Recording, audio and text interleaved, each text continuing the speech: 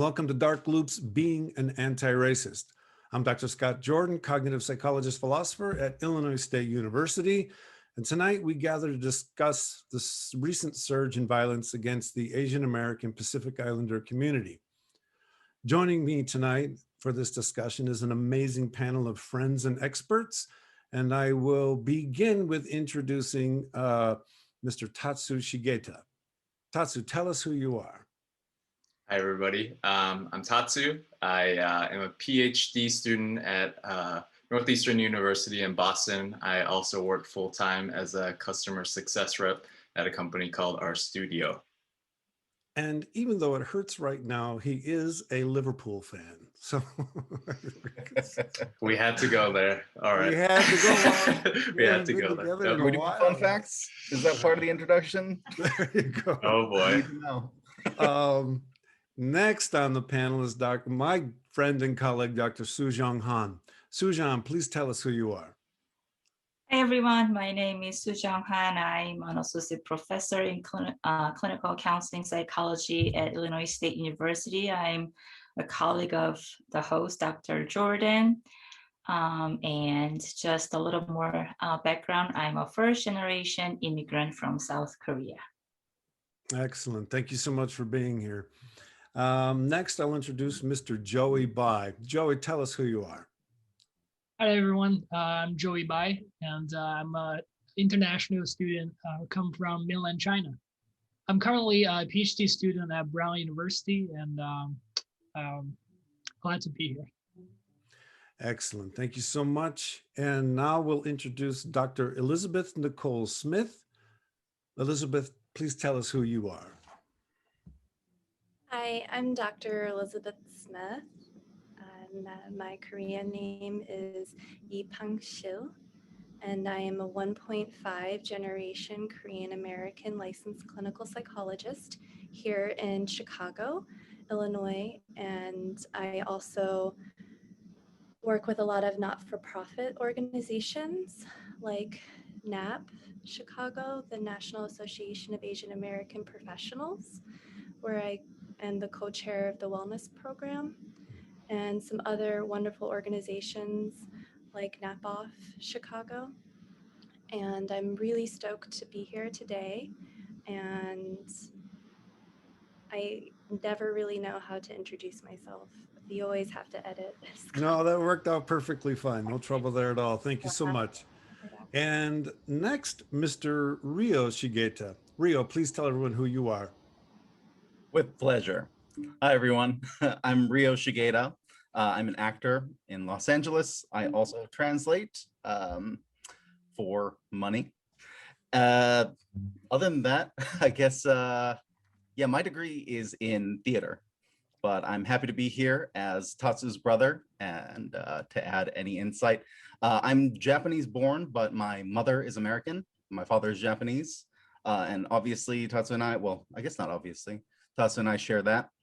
And I'm missing part of my Dungeons and Dragons game for this. Happy to be here. And there's no but about being a theater major, right? You express the human condition. I attempt to analyze it as a psychologist, but it's all about the same thing in the end, right? So yes. We're thrilled that you're here. Thanks. So what I'm going to do is I'm going to ask each of the panelists a question, a topic that they'd like to discuss. They'll discuss that topic, and then we'll just have an open conversation amongst ourselves about that topic, and then we'll move on to another panelist. So the first question goes to Tatsu, and it has to do with your experiences in what I'll just call normalized ethnocentric ignorance. Could you explain what that is and what it's like to experience it? Yeah. So the reason why I chose this topic, because, you know, there's a lot going on in the world. You know, there's a lot of current events, obviously, that have brought to light that there is still racism against Asians. People don't really even understand what being Asian means. So when we're talking about normalized ethnic ignorance, what I mean there is that, especially I feel in the United States, there's an ethnocentric culture of discounting people, especially in my experience from the Asian community.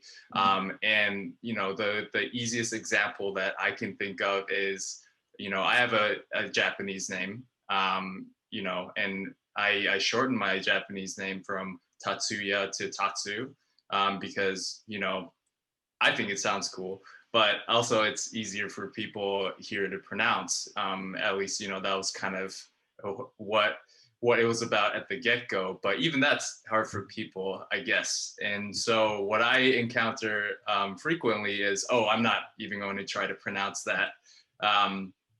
And while people that say that, maybe they feel like they're doing you, a service by not butchering your name. But what they actually don't realize is they're stripping you of your identity.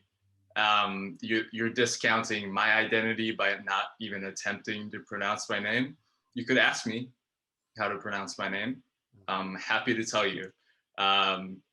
Especially being from the Midwest, I feel that I encountered that quite a bit, and I kind of came up with this whole kind of spiel about, it's tatsu, like tater tots. But looking back at it, as an adult as well, I'm like, I don't need to do that for people. They could listen to how it's pronounced, and they could try. Happy to help you. But I feel that the reason why people feel that it's okay to kind of do that off the cuff is this normalized ethnocentrism. And to me, it's a very present manifestation of racism that, like I said, people probably don't even recognize.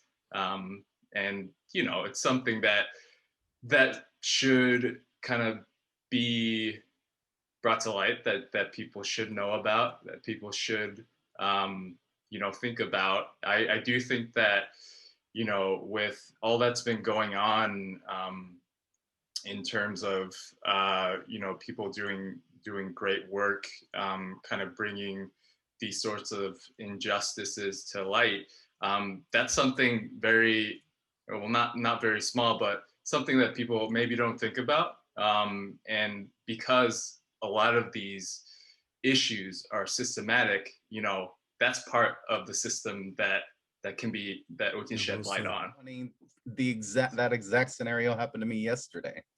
I was very fortunate to get my vaccine, first dose, but immediately I filled out my paperwork there, and he's like, Mr. Shit, not even gonna try that. And just like Tatsu said, it's very easy to ask. And you'll notice I go by Rio, primarily because my name is impossible to pronounce in erotic language. It's Ryotaro, and I've gone by Rio since elementary school. And even the spelling, I spell it R-I-O. I used to spell it R-Y-O, and people pronounce it Rio. And so I changed it to Rio, which is more ethnically ambiguous and easy to see and acknowledge the pronunciation. And I think that's I'm gonna discuss this, I think, later, but a lot of concessions I have made sort of over time, sort of as a defense mechanism to be like, it's okay, I'm a safe person. You don't need to worry about me. I'm not an other, I guess. Yeah. So I've experienced that as well. I was just reminded of my observations of my daughter, and her name is actually French. And one of the reasons that we named her with the French name was that we were so ignorant about, English and French, that we thought that that spelling would be easy for Americans to pronounce, because when my husband and I went to like conferences and stuff, we were tired of Americans having difficulties with pronouncing our names, and it felt disrespectful. But we didn't want to correct people or make people uncomfortable when we knew that they were coming from a, they were not meaning ill or just trying to be disrespectful. And so it's been hard for me to demand a space for myself, but my daughter, her name is really hard to pronounce, and she's been called, all different kinds of things, and people don't even try to correct or ask. And then so she earlier came up with easier English name like Eve.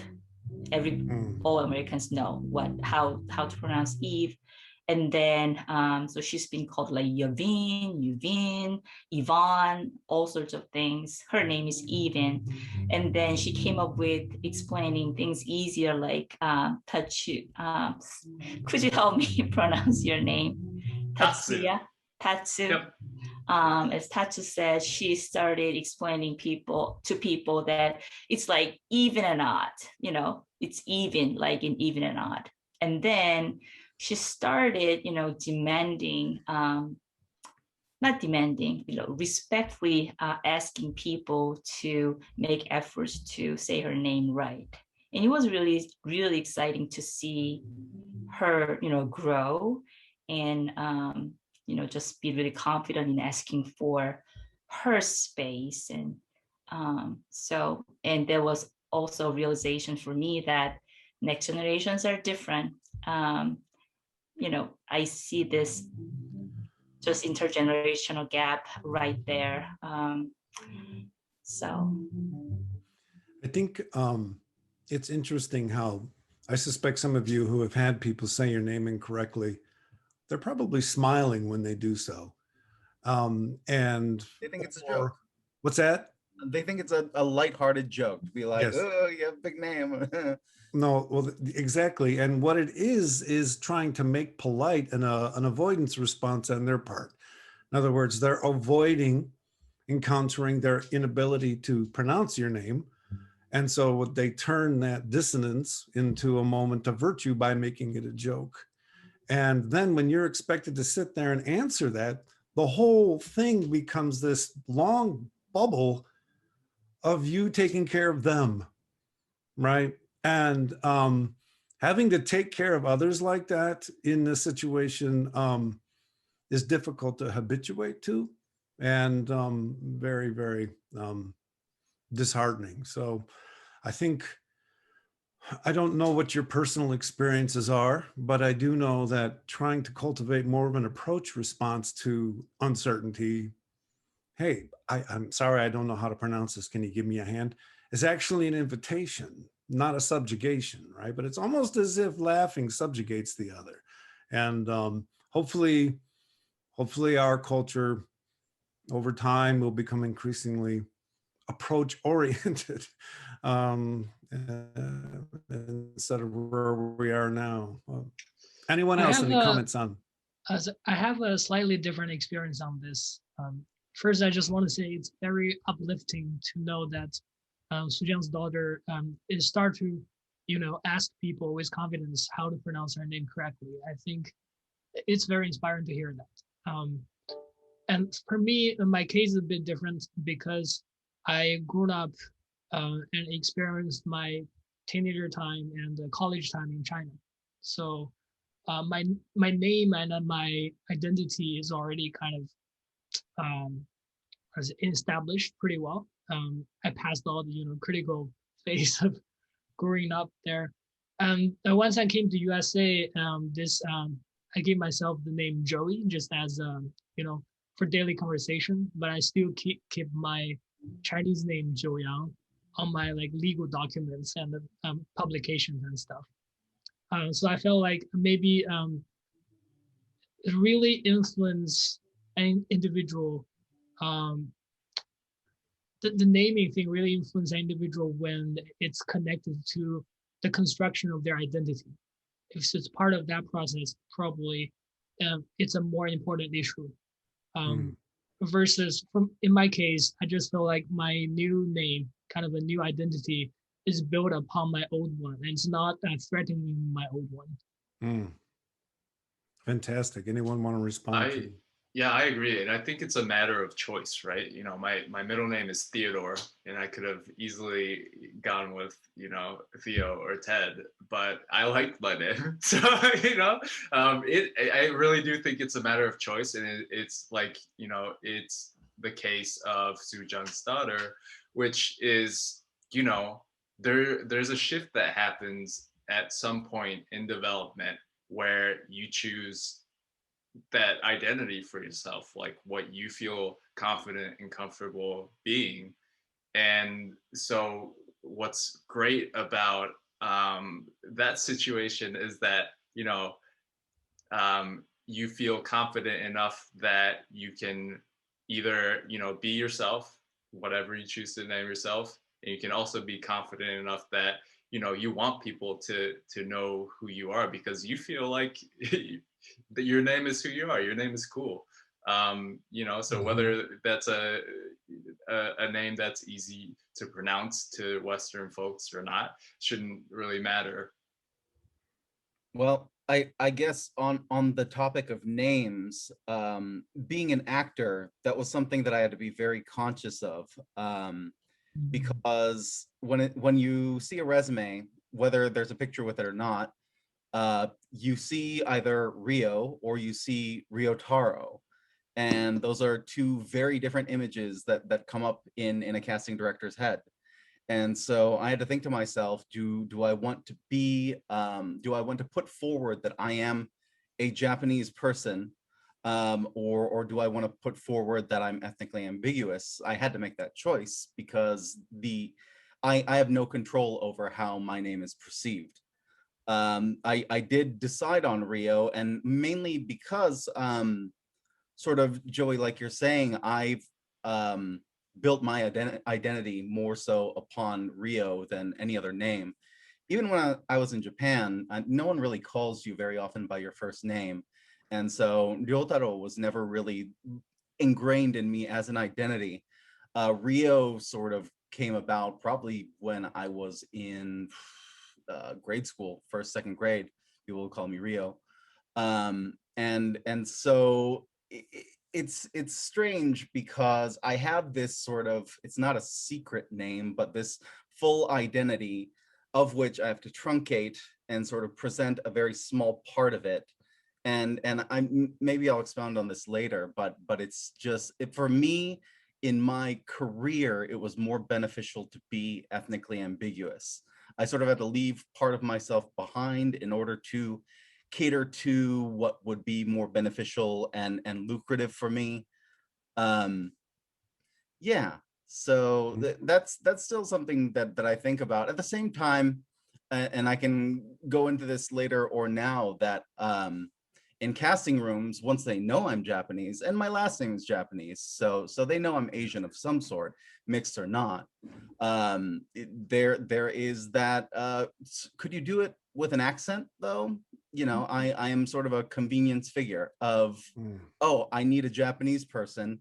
You're Japanese enough. Can you do this job for me? Can you fit this role that I need in my movie, in my friend group, in my justification of how not racist I am? You know? Yeah, there's just this puzzle piece that I get to fit into sometimes for people by being half Japanese.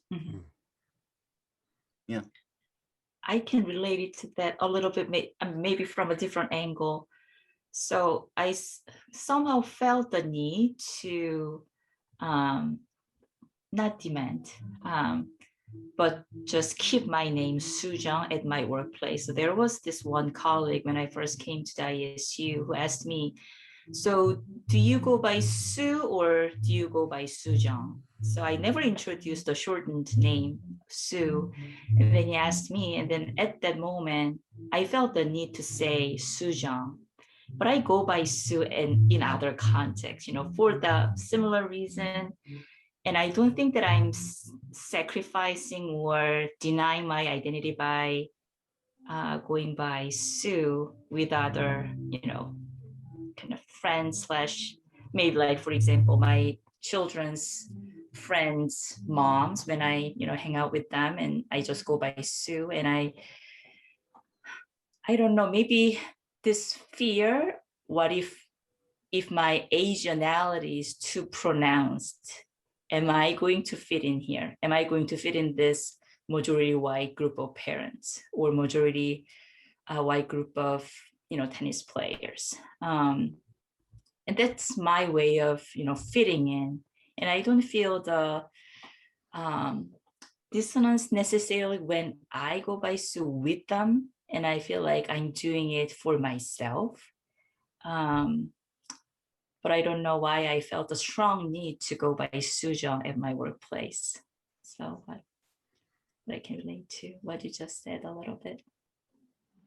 So something that I've noticed is that, well, not even just something I've noticed, but something that is very prevalent is, especially in the Korean community, but also within a lot of communities, they have two names.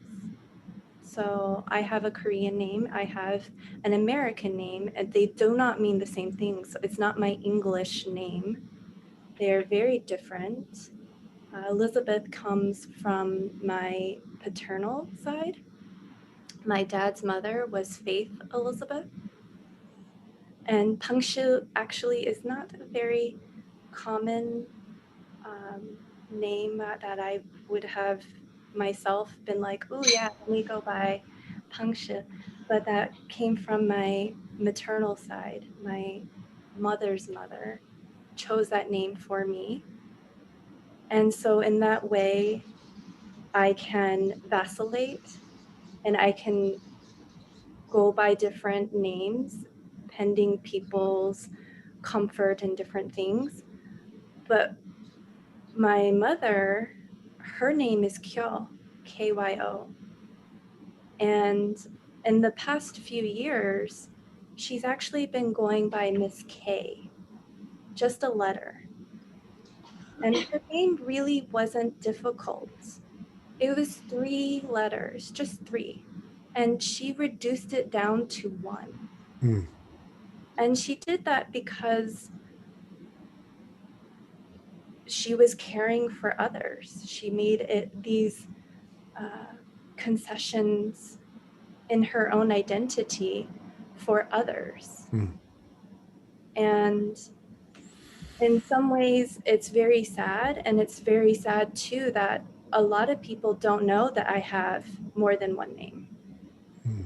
And that is also a part of our identities that sometimes get hidden or erased in some ways. And it becomes so natural to do it that sometimes we don't even realize that we're doing it. And Yeah, it's amazing. Go ahead. No, go ahead. I was just gonna say, like, it's interesting that this concept of like cancel culture has become so prevalent, and I think that people have been using it to their advantage in the way that they like to explain things and describe things. But like Elizabeth is saying, this sort of thing has been happening all the time. And, from my standpoint, the Asian community is a prime example of that, especially in terms of identity and how we represent ourselves through our names. Okay, then. Let's go on to Sujung's question or comment or topic. And it has to do with what it's like to be a first-generation Asian American immigrant. Sure. And I want to kind of preface that my experiences as a first-generation immigrant from South Korea is very personal and limited and very much just based on my experiences. And I don't represent any a first generation Asian immigrant women's experiences by any means. And I just want to make that clear. I'm just speaking for myself. And at the same time, I realized that, as a first generation Asian immigrant women, we may share a lot of things in common. I just had multiple meetings this week to put together an event as a response to the Atlanta shooting on our campus, and I work with the work in the ad hoc working group with the other members of the Asia Connect, which is the affinity group, and it's really interesting. They are all first generation immigrant women. It's interesting. And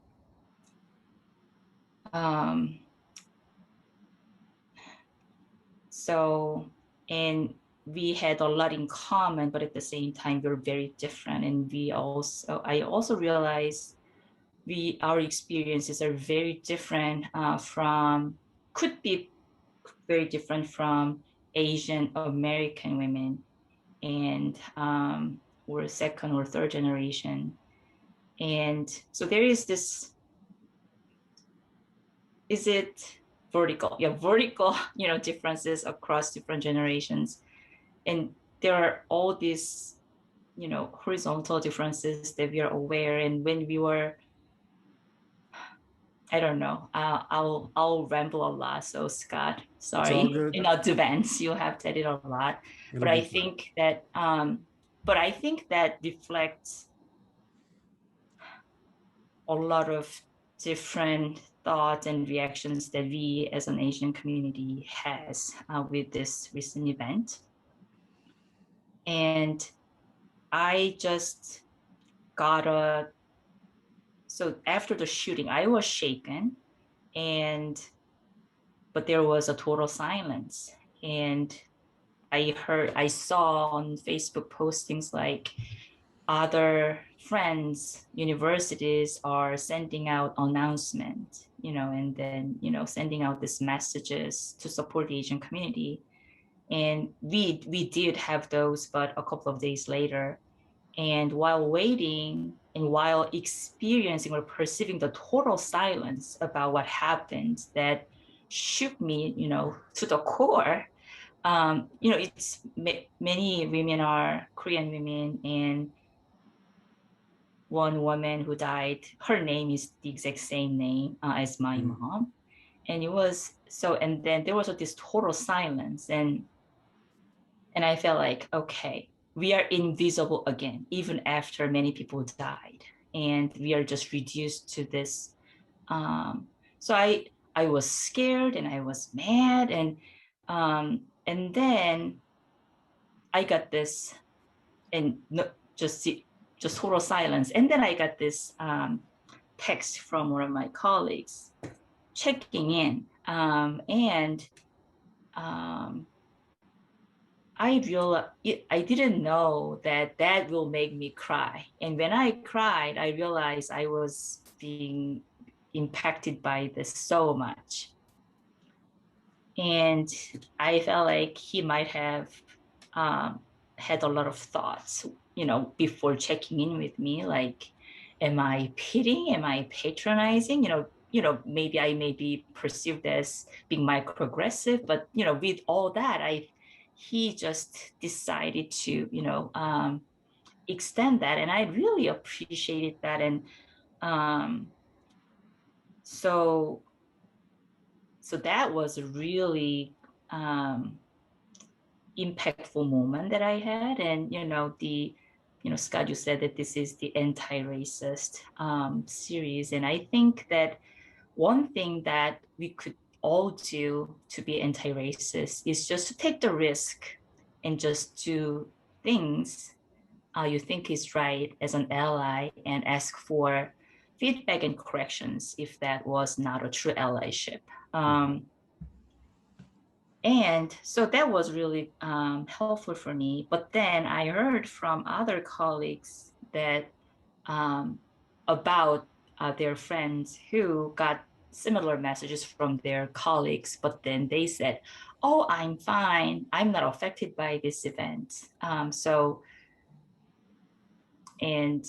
there are other Asian/Asian Americans who are not affected by this, maybe with a lot of other privileges, maybe socioeconomic status or other privileges that have protected or sheltered them from having or perceiving any racialized experiences. So we are very different in terms of our responses to this event, how much we identify with what's going on.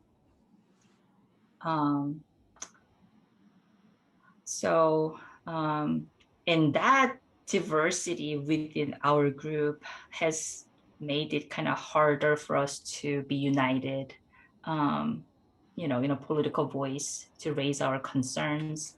And that is particularly true for first generation immigrants. And I don't know if you guys are fan of Hassan Minhaj, and I'm a big fan of him, particularly his Netflix series Homecoming King. And in that, he very nicely described how we as immigrants have, kept our head down, paying cultural taxes, and just experiencing these discriminations are just, we pay for the tickets to America, and that's just the payment. And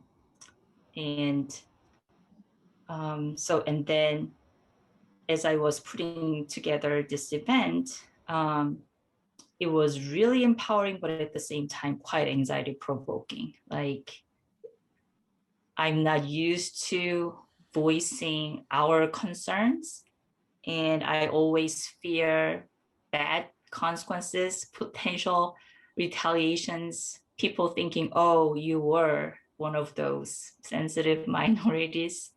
And your difference cannot be, invisible anymore. So it was a really mixed experiences, and I had a chance to speak with my very dear friend who is Korean American. And I also saw a lot of younger activists in town who are voicing their concerns, and putting together events and putting together resources and rallies to fight for justice for Asians. And it was really empowering at the same time, anxiety provoking.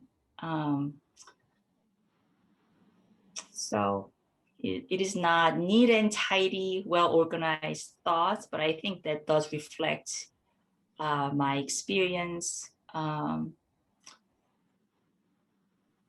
the diversity of the experiences within the community. Well, thank you for your honesty, particularly in the diversity in your own responses, right? The uncertainty about how to feel, what you felt. These are things that I consider terribly important to know and to give voice to. A lot of times we spend so much time pretending to know that we don't realize our pretending to know is squashing the uncertainty around others. And so thank you for all of that. Anyone want to respond to Sujeung's comments? Well, Oh, go ahead. Go Yeah. I guess my personal experience with this was I didn't it sort of I was shut down, I guess. I didn't even really acknowledge it until my girlfriend Kristen approached me and asked me, "Hey, how are you doing with all of this?" I honestly at first had no idea what she was talking about. That is how I think removed I was. Of course, I've followed the news and was aware of what was happening, but I must have compartmentalized it in my head such that I could separate myself, and I think that's sort of a safety mechanism, but also very, very dangerous in terms of my identity. Like, why am I so removed from that? and of course, once she approached me, at the moment, I thought to myself, no, I'm fine, I'm not affected. And of course, as soon as I said that, I started spiraling into, wait, why am I fine? Am I actually fine? Mm. How does this affect me? How does this affect my friends, my father, my brother? And I guess I just sort of, I don't know, I'm still not quite sort of aware of where I am mentally, other than, of course, this is a travesty and cannot be repeated. But at the same time, I sort of had to think about, is this really about me being Asian?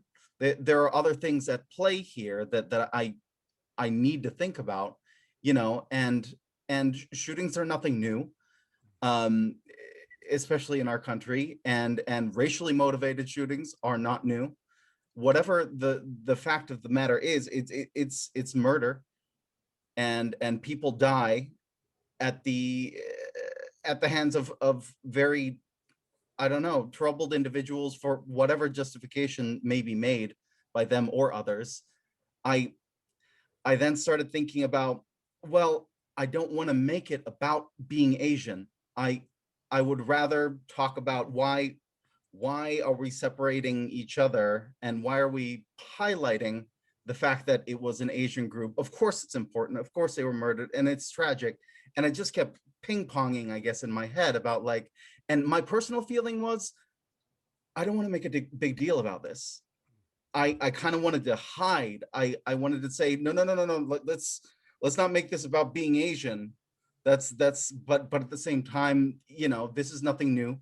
Hatred towards Asians has been a long-standing uh, problem, and historically speaking, in the United States. I don't know. I honestly don't even know where I'm going with this, other than that I had a very sort of mixed reaction towards being approached with sympathy and empathy, and then having to sort of face it. And maybe that's another thing that I need to sort of think about, is my privilege of being able to separate myself from that, and how maybe damaging that is to my psyche, you know. I'm gonna add to that, just briefly. I think that, yeah, by like by at least, you know, the way that it's depicted in media, by making it Asian, it kind of undermines the fact that it's actually, the whole issue is about being, and going back to this ethnocentric ignorance sort of idea, the whole issue is about being an ethnocentric ignorant American, which is who this terrorist was that committed this just heinous crime. And we're the ones that have to suffer for it. We're the ones that are burdened with um, these feelings about how do I deal with my identity? Are my people okay? You know, we're the ones that are burdened with the worry, whereas you know, I feel that a lot of people probably chalk it off to, you know, oh, you know, this guy, he's you know, he's a crazed racist, you know, and towards the Asian community, whatever. But I do think that, you know, Rio has a point here in terms of um, it affects us in a way that we have to reconcile, and therefore, like I'm saying, the burden is therefore you know, put on us, because I had a fairly similar experience to Rio, where, you know, my fiance Grace came up to me, you know, after this happened, saying, you know, I'm having a lot of trouble with this. Are you okay? And you know, I think that going off of what Rio's saying and also what Suejung is saying is that we, as people who identify as Asian, have had to build in this part of our identity that minimizes things in order to adapt to a culture that is full of this normalized ethnocentric ignorance. And that's what's built into this reaction that we have, whatever it may be. So yeah, that's my piece. Well, one of the narratives we hear coming out is how all of this is related to the last 4 years of presidency in our culture. And if the last 4 years did anything, it did reveal just how much racial hate there is in this culture. And it normalized talking about it out loud. At the same time, even though it has revealed that it's, like, as you said earlier, always been there. And yeah, I'm gonna stop there. So when Sujan was talking, like, one word really hit me, like the anxiety inducing, how anxiety inducing when you know about this peaceful protest or during the quiet period. I don't know whether I'm getting your idea correct or not, but my anxiety coming from this event is, like, I just feel humiliated that there's a stereotype of a silent Asian, because that means, like, I witnessed all the events going on, and I keep silence, like I'm, it's just humiliating. So once I heard this event, my first reaction was not feeling like I will become dangerous when I walk on the street, but rather it's like I cannot keep silent, because when people talk about this stereotype silent Asian, I feel humiliated, not because this is a stereotype, but also to some degree it just kind of described what I was. I mean, that's even a worse feeling, because somebody is making an accusation on you, and part of the accusation come from somewhere, and that's the part of myself that I want to change. I really don't like. I struggle with. So I mean, last weekend I was reading social media, and then I saw this organization of peaceful protest, and felt like, oh, we should do something, but at the same time anxiety came with it. It just, somehow I just have the habit of, oh, once I speak up for myself, I would feel nervous, I feel inconfident somehow. I mean, originally I thought that coming from, as a Chinese citizen, I grew up in China, and in there, those campaign or protest is very dangerous. At least I got this information somewhere growing up. It's like incepted in my mind. It's don't do that. Activists, those are very dangerous career or thing to do. But here, I guess, I came to the US for 7 years already, and I witnessed lots of campaign and the result of it, and I watch, videos and documentaries of how the society, US society, make progress. Then I really start realize it's how this society changed for the good. Starting by, like, people argue or how to say, make their voice heard and fight for their own rights confidently. So I just started to join like March for Science or Graduate Student Union at Brown. I realized, oh, it's actually safe. I wasn't targeted afterwards, so confidence started to grow little by little. But last weekend is actually the first time I marched for the closer part of my identity. I mean, I'm martial science, I'm a graduate student, but this Asian identity here, I think it's more in the core. So I experienced that last weekend, but I mean, I still, when I went to the campaign, I still feel a little bit of anxiety, but I also met some very inspiring people. Like there are parents, Asian parents, with their kids. They're marching together, and they have the signboard with the stand so they can hold without feeling tired. I was saying that to them, "Oh, good job! Your board is very professional." And they told me that it's not the first time they do it. They already get used to it. That's the moment I realized, oh, well, maybe I can do it too. That's my Fantastic. experience. I if I can add a little bit onto it, and I mean, I really, what you said really resonates with me. And sometimes I feel like when I first came to the United States, one thing that I heard from people was that you gotta be assertive, otherwise they'll treat you like a doormat. So that, but as an Asians endorse traditional Asian values to a very different degree, but you know, just putting others' needs first and not rocking the boat and not demanding for yourself. I mean, that is the traditional Asian value.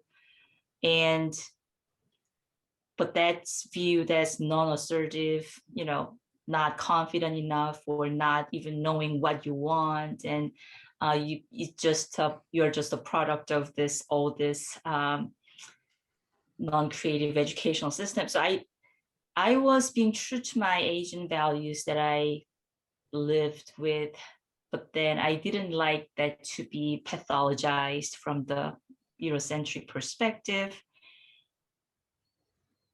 So I kind of tried to be assertive a little more, but then obviously was really awkward, and I looked really unsophisticated and abrupt and really abrasive.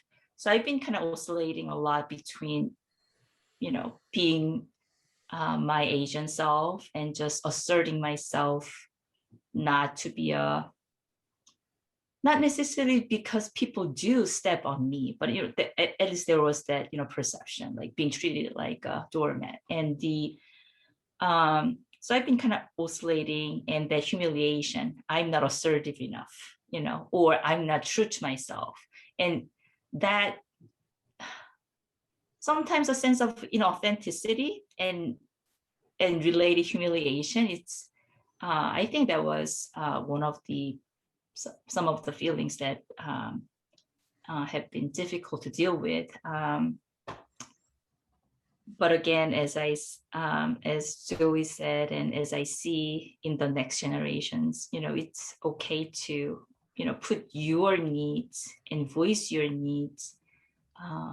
Maybe I'm getting acculturated finally in realizing that. But yes, some reactions to Zoe's. When you experience people who sort of object to your assertiveness, do you sense that objection to your assertiveness is coming from a place of confidence or a place of weakness? Or a place of certainty or a place of vulnerability? Did that question make any sense? If the question made no sense. Yeah, actually, I kind of get that. During the campaign last weekend, a driver like driving by and rolled down the window, a white guy asked me, not asked me, told me, nobody hates you, dude.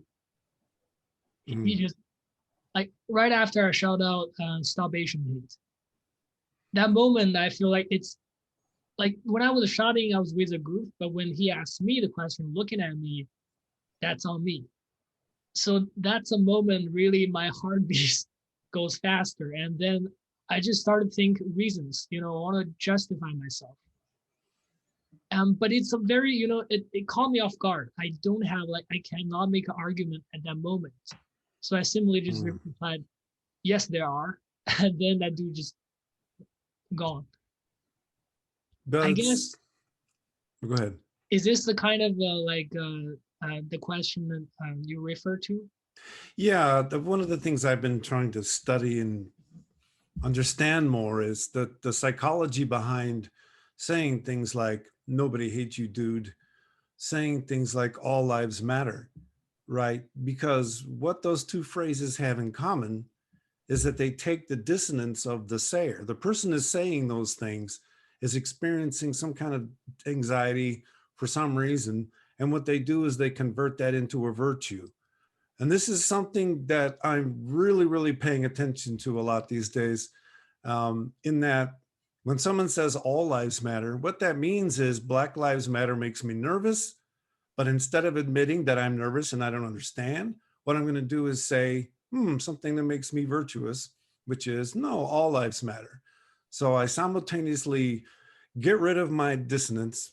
I totally disrespect what they were trying to say, and I make myself look better.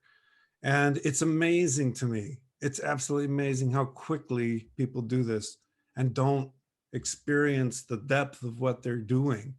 And so it's almost, sorry, I'll just protest too much kind of moment where you're actually revealing your level of hate by saying no one hates you, dude. So these are moments that I am paying a lot more attention to because as a psychologist, working in the moments, right? I try to think about what's happening in the moment, particularly as a cognitive psychologist. I've seen situations in which someone will say something derogatory about women to a woman in a space, but it's said as a joke, as we mentioned earlier. And the advantage of the joke is that you can always back away from it and say, oh, I was just kidding. But the dig is still there. And when, like you, Joey, when you're in that situation, you have somewhere between around half of a second to decide what ambiguous feeling you're going to go with, right? Am I going to say, Exactly. yeah, no, people really do hate me, man? Or are you going to just play it off and laugh it off? Okay, man, yeah, thanks. And the cost of the moment where it's laughed off in the moment of compromise is that it's remembered. And then when one has these continuously remembered moments of compromise, it has long-term damage, right? It has long-term effects on one's identity. So even though it seems like just a moment, it's those moments that end up doing lots of damage to people's identities. And I argue one of the things we need to do is actually run interaction simulations, train people in interaction simulations, much like acting, where we train them how to behave in ambiguous situations instead of forcing themselves to look good, engage the uncertainty and say, no, can you please tell me how to pronounce your name? These things that, or tell me what you mean when you say stop Asian hate, right? So these approach responses instead of these off the cuff avoidance responses that really do a lot of damage, and usually are constructed so that the person saying them can always back off of them. See, man, I told you I love you. I said I don't hate you. Those aren't the same. Those aren't the same thing at all, right? And to get back, and then I'll shut up. But this is part of the normalized ethnocentric ignorance that Tatsu is referring to. It's part of a culture. And, more and more as we talk about microaggressions, we talk about them because they exist. They're part of this normalized ethnocentric ignorance. And at the same time, I'm not sure that it changes because we become conscious of them. And we have to become conscious of them. And then I would argue, have to practice an actual behavioral simulations, walking through moments, practice how to deal with uncertainty. I'm the only person I know who talks that way about those kind of things. But it has to do with how we raise people and how we train them to deal with Exactly. Speaking Like, on- oh, go ahead, Joy. oh, sorry. I was thinking, I think the simulation training, this idea could apply for both sides. I mean, people who said nobody hates you do, and also the receiver. It's really if because this type of occasion, too many people are very few. They just let it happen, and then ended up like what you said. It's become people learn from the experience, and they think like people who say these words, they think it's okay. But it's really not okay. no. Like at the moment, like without deliberate preparation or training, like at the moment, it's really hard to respond because it's not a direct. I mean, by the meaning of the words, it's not a bad sentence, but it somehow just makes me feel not feel uncomfortable, I guess. So it's like a higher level of discrimination. I don't even have an easier way to combat this. Exactly. And it's been weaponized. It's weaponized rhetoric, right? It's been weaponized to basically render you incapable of responding, because then you have to, exactly. And to be Joey, I do get your comment about behavioral simulations for both sides. At the same time, enough cultural taxation. I think if we trained everybody, beginning with our kids, perpetrators, how to approach uncertainty a little more, instead of trying to be right and save one's own anxiety by traumatizing another. I think if we were focused on that a bit more, there wouldn't be as many victims. There wouldn't be as many people. So I would never ask that we tax the victim and expect them to go through training. I would hope that. Yeah, I'll shut up there. Well, I was going to say that in terms of sort of simulations, in some of my acting as well as some subtitling that I do, I work on a lot of corporate training videos. And one of the topics, there's things like sexual harassment, there's things like insider trading, there's also things like inclusion and diversity. And there are these exactly what you would think, tacky videos of here's the situation. What do you think that Tom did that might have made Rio uncomfortable? And it's a poor attempt as it is. And what I think that the takeaway of this is that this sort of training, any sort of like simulation or attempt to better a work environment comes from lawsuits, comes from a loss of monetary value to a corporation in order to instill these into employees. Living in one of the most litigious countries in the world, we end up solving problems once there's a lawsuit from which someone loses money.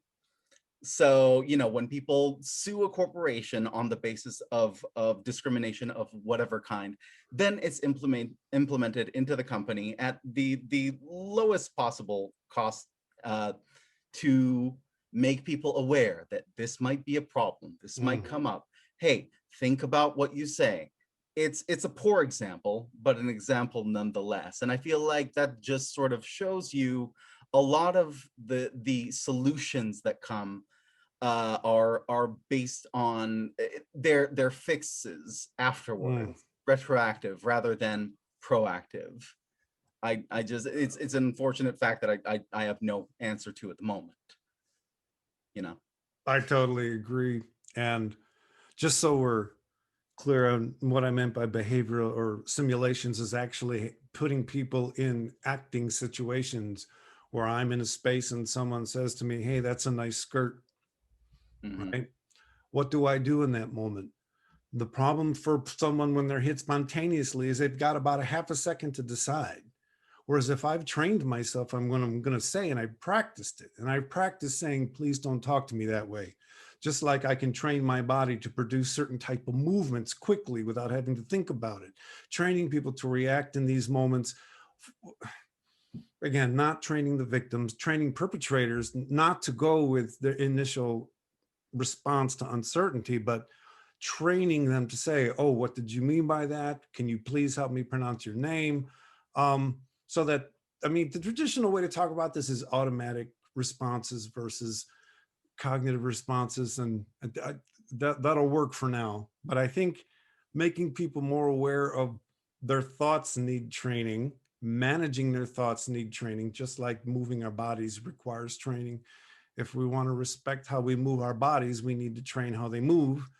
And I would argue if we want to respect how our thoughts move, we need to train them as well, because most of them are moving outside of our conscious awareness. One last thing, and I'll shut up. But we do have to break through people's lack of conscious awareness about what they're doing. So when you're making those videos, you are at least opening their conscious mind to the fact that these things are going on.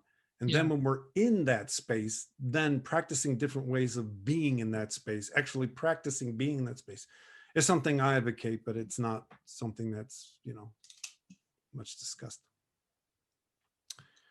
Can I add one thing real quick? In terms of behavioral simulation, I think for probably potential perpetrators, I think that one thing that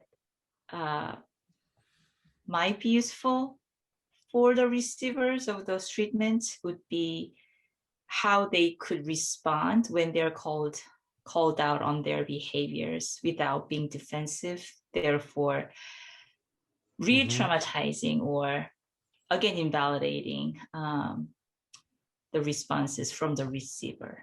So,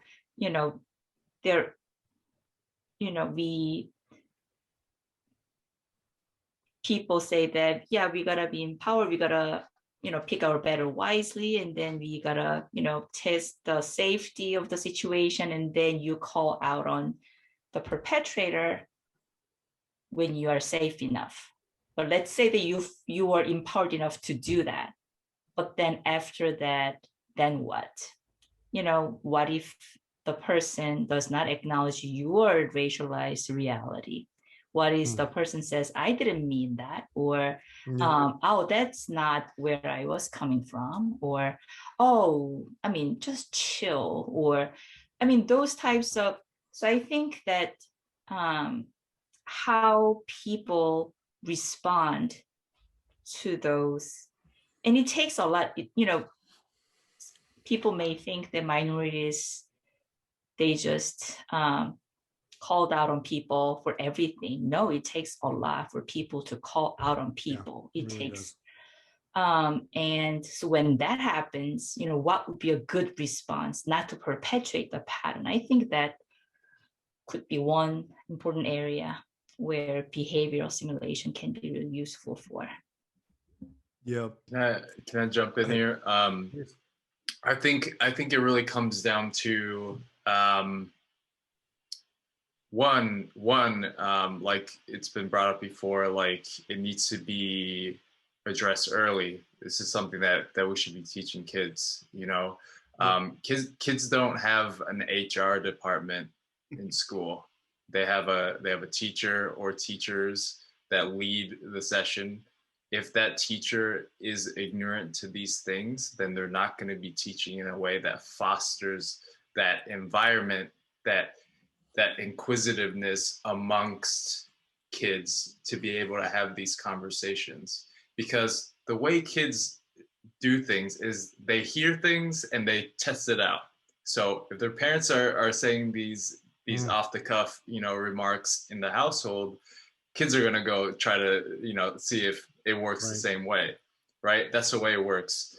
And what it ends up being as you grow up is an ingrained behavior. So something like how you would converse with somebody who English isn't their first language. One, you should recognize that.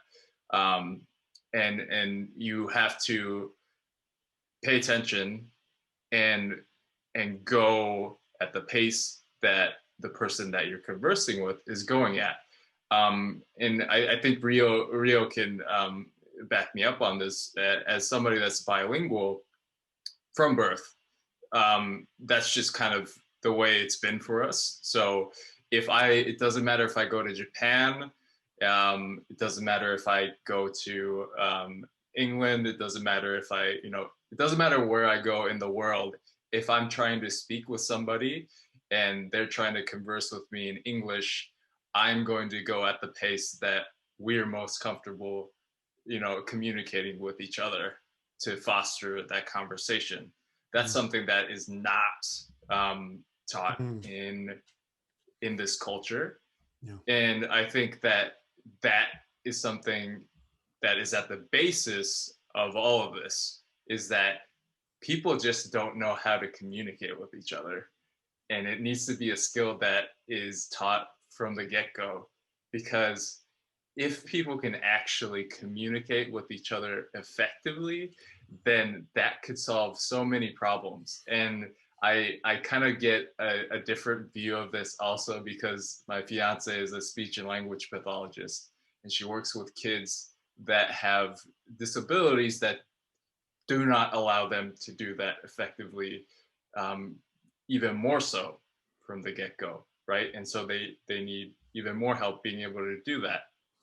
But it's interesting because her example of somebody, even though she only speaks English per se, if she goes to Japan, which she has, and she's immersed in that culture, she can still kind of carry a conversation basically by seeing, observing, listening to the pace of what the conversation, and taking that in, right? So she's somebody that, because of her trade, it's ingrained in her to be able to recognize that and to be able to foster that action and reaction.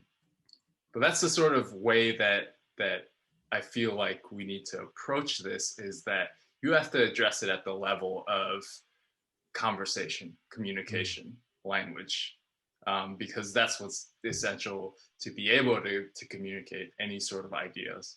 And that's where the breakdown happens, right?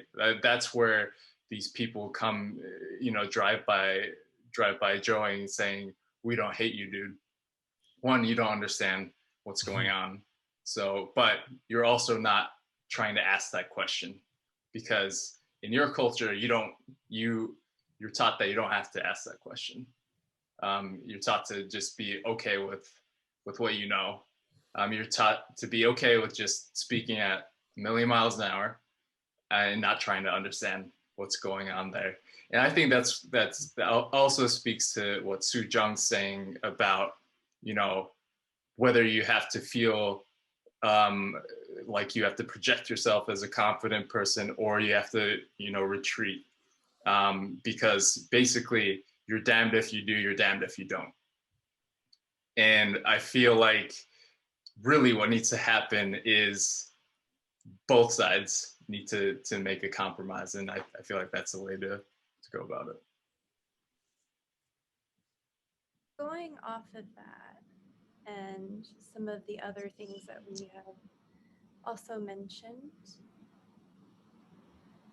it's also very important, as we all have very different experiences, right? Like, there's no need to really, say that one of our experiences is universal, because the Asian experience, the Asian American experience, is very different for a lot of people. And a lot of people are in different places in even acknowledging or being able to talk about these difficult topics. So Suejung, when you mentioned that some people were saying that they're fine, how many people are able to really access this, right? And to, discuss this, especially given the Eurocentrism that we have experienced in so many ways. But if our history isn't discussed in history classes, if, you know, even second, third generation people, their parents did not discuss their experiences. How do their children learn this language? Right? And a lot of people have a hard time talking about this because they don't have the language, because they have internalized a lot of this discrimination, these microaggressions, this internalized oppression. In addition, there are people who are married to, are dating someone who is white. I'm a product of one of those marriages, right? In addition, there are people who are transracially adopted, and they are being really slapped right now with this confrontation of these unmetabolized traumas. And how do they address their families? How does their family see them? How do they develop their identity? And I can say from my own experience as well, like, I have been very tired of hearing some people, and they can be from a variety of Asian backgrounds, who say, oh, I just, you know, had someone yell at me for Chinese virus. I'm not even Chinese. What were they talking about? It's like, no, we don't get to separate ourselves. That's not okay. And that's also a huge part of that. You know, other parts of this that are, you know, very difficult is it is a personal experience. And if we do talk about it, a lot of the concern is that we are traumatizing other people, that we are making a burden. So a lot of times these conversations are not held. And that's also something that is a very important part that a lot of people don't readily recognize, that in a lot of ways, people make choices as to whether or not they discuss these things, whether or not they discuss their personal pain, their personal experiences. And if you're told time and time again, if you're gaslit, if you're constantly dismissed and invalidated, how do you access this? And that's a huge part of the pain with this. And so it's not even, so that's just like within the community, right? So you're going to have this internal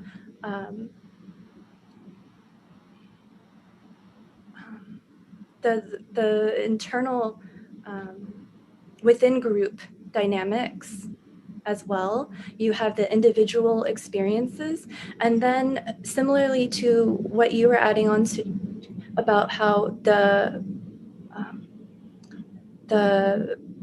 difficulty of your colleague to reach out to you, right? And I work in a group private practice, and I am the only East Asian therapist.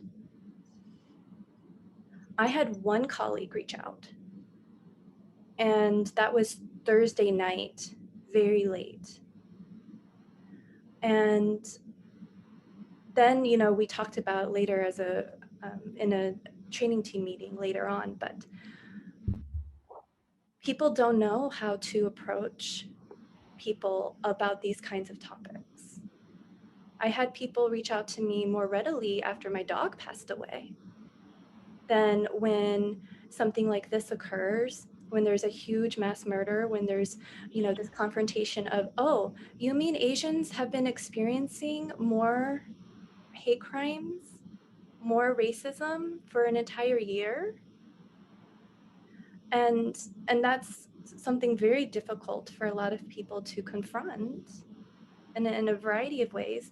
So, you know, we've got a variety of factors that make it difficult and make it difficult for people to readily accept it, and to be able to go there and go to these places to have that kind of difficult conversation.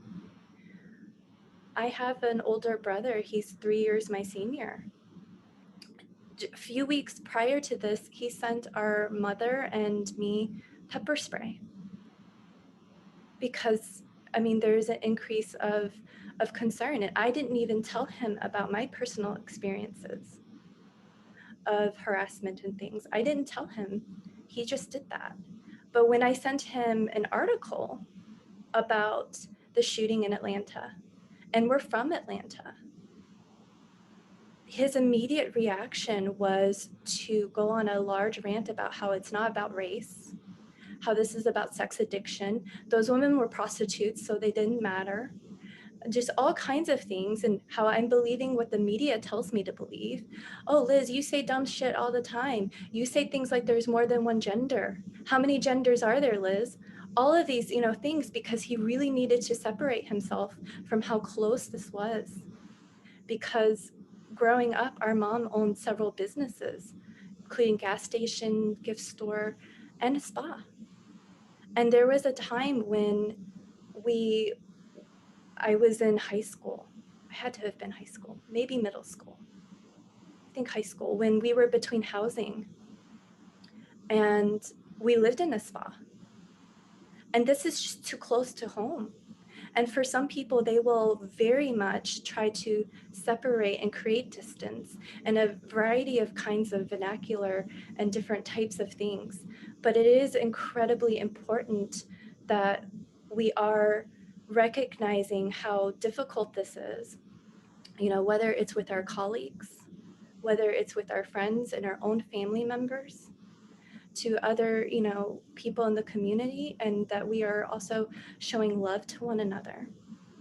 And, it is incredibly horrible when somebody comes and tells you like, oh, your experience isn't valid. Nobody hates you. Oh, there's not an increase in violence towards Asians. And those are the reported crimes, by the way. How many of them are not reported? How many people do not have the language capacity to report crimes? How many people are too scared? Right? And we had the, racism is a virus, hate is a virus campaign. You cannot burn us all, after somebody actually set elders on fire. Like, we've had so much violence all year, and it wasn't documented as a hate crime. And a lot of that is that it is difficult to acknowledge that this is happening, that this has been happening, that, the schools are not discussing this in history classes. And it makes it very similar to Stockton and that experience of a school being shut down, and it was very much targeted towards the South Asian community, right? The Southeast Asian refugee community that was at the school. And it wasn't addressed as it being racially motivated. And this, most recent experience of murder, for it to be gaslit and called, oh, it's due to sex addiction. And, well, okay, how do we how would we have addressed that differently if the shooter were any other race? How would we have addressed that differently if he shot up a school and said, oh, the children were just too tempting to me because I view them as a sexual, like, would we not say like, okay, that's part of a problem, that this is how you view this, that you view these women as something that you can dehumanize in this way, that you can own in this way, that their bodies are for you to do, these things to, and that we are centering, in the media, his experience of having a bad day versus the victims, versus their children, versus the community. How many people are scared right now for our elders, for each other? Like, even the experience of going to the grocery store alone is scary when it shouldn't be. These are parts of larger discussion, and it is difficult to have these discussions, partially because we are not centered. And in a lot of ways, we have to center the dialogue to be about the Asian American experience. about our history and to note that this isn't new. This is just a different form. And it is difficult in a lot of ways to admit that this is happening. And it's difficult in a lot of ways, and you'll get different stories and different experiences. And I even have friends who are married to, white friends who are married to Asian spouses who will tell me and who will post on all kinds of social media that this was not about race, that it was about these women being prostitutes. And you can see how they are trying to separate in many ways the identification and what would this mean to accept that?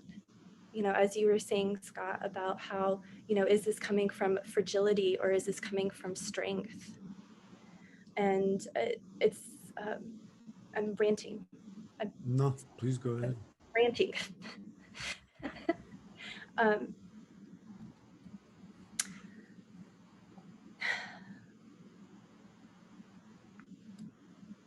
To also note the Eurocentric aspects to this, only in the Korean media have I seen it reported that the shooter was actually making anti-Asian comments and saying that he was there purposefully to kill Asians.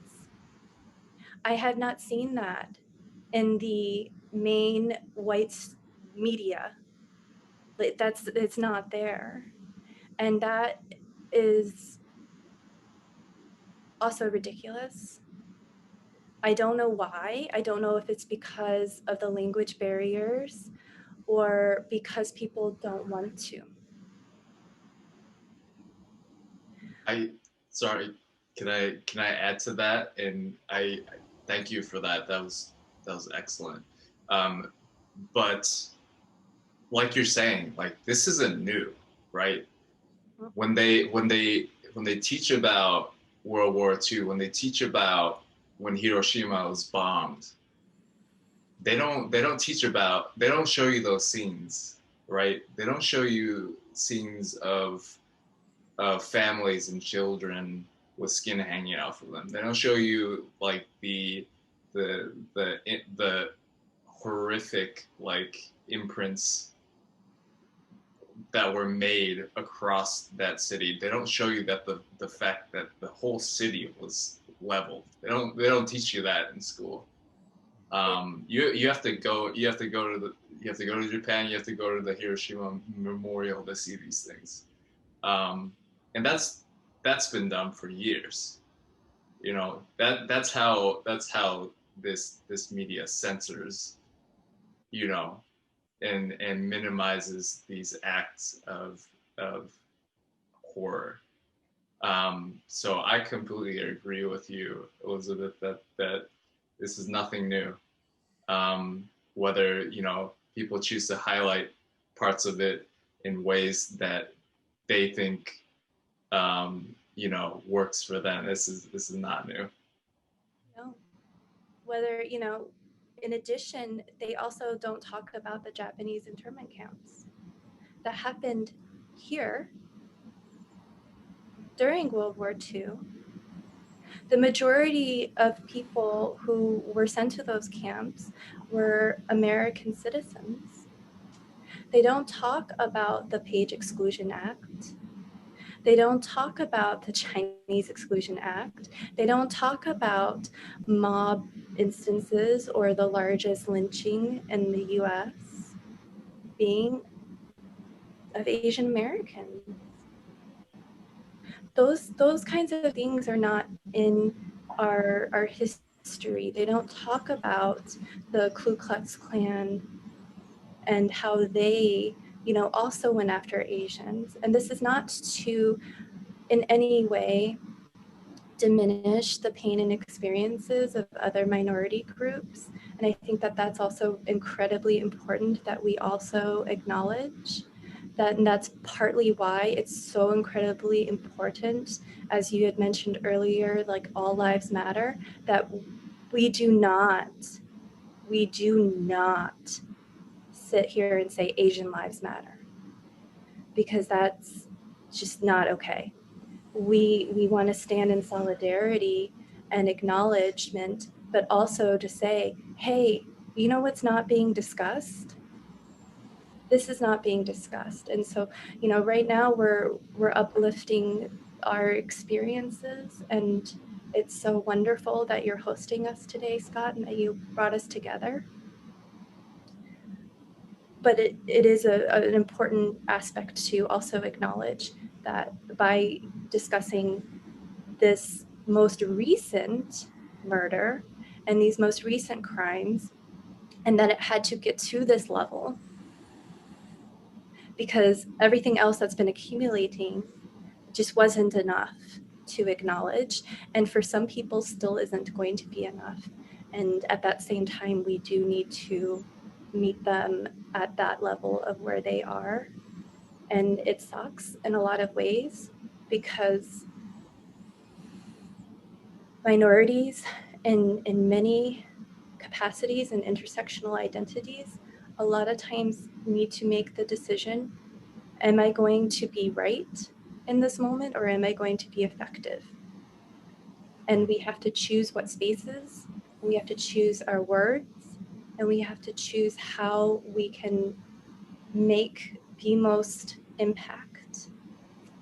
And in a lot of situations, in a lot of areas, it's an active choice as to how much we put that emotional burden and that work on ourselves, and how much we may burn out on that, and how much we, in a lot of ways, want to make the most influence we can. And it's very difficult sometimes to meet people where they are a lot of the time in sacrificing where we are with something. And that is a lot of times the Asian American experience, as Stephen Yoon noted, that sometimes being Asian American means thinking of everyone else when no one's thinking of you. I have too many thoughts, and a lot of what Elizabeth said really resonated well with me. And when we are centered, we are centered as someone to blame. You were a prostitute, and so you were the problem that caused him to have a bad day. And so I read about the Korean news published by some local Atlanta. So I just read that, and it's so interesting that he did say, there was this witness report that he did say that I'm gonna kill all Asians, and that's never featured in the mainstream media. And that's even featured in Korean news. I follow news in South Korea, and it's so clearly racist event. And they just talk a lot about how America is just trying to make it non-racist event. And we are a national embarrassment, national embarrassment. It's so clear to everybody else than to some people that have to distance themselves from what it is. And the pepper spray, and I Googled and I kind of looked for it in Amazon, and I was talking with this Asia Connect group people, and hey, did you buy pepper spray? And someone did already, and it is scary. And I take a walk with my kids, and I walk my dog almost every day, and now it's scary to go outside, and I just don't feel comfortable letting my kids go outside riding a bike by themselves. And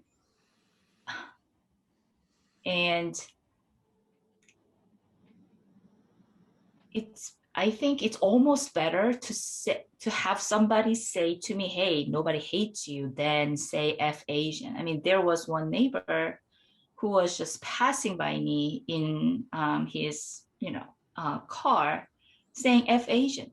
And I would appreciate, hey, I don't hate you, than that. And we had so I teach Psych of Diversity this semester, and we had a big discussion about like how colorblind ideology is detrimental. And I wholeheartedly agree with that. And at the same time, I'd like that better than blatant attack. I just want people to rather not see my difference and treat me accordingly, at least, pretend that, they treat me equally, than attacking me and attacking my children. Like my child, he played outside over the summer at a playground, and he was the only kid who wore a mask. And I mean, I didn't know how much he had been harassed by some of the kids. And that, okay, me experiencing something, that's one thing. Seeing my kids dealing with that kind of thing, that boils my blood. And it is, so anyways, so I think we had the luxury of talking about smaller scale microaggressions and, colorblind ideology. Now we are dealing with blatant attack, and our life is on the line, literally. And yeah, it is scary. And it maybe because we are women, it may be scarier because of that. And it is really scary, truly scary. Thank you for sharing that. My experience is really, it's really just an individual. As an individual, I didn't know this much, like what you shared and Elizabeth shared. So I feel I'm more educated. Thank you for sharing. No, I truly appreciate all of you being willing to discuss and share the depth of your experiences.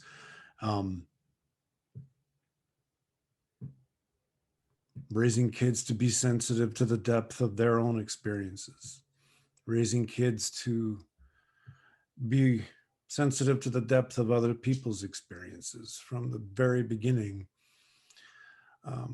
All I'll say is that it's important. It just matters. I'll say I can see it in my own kids.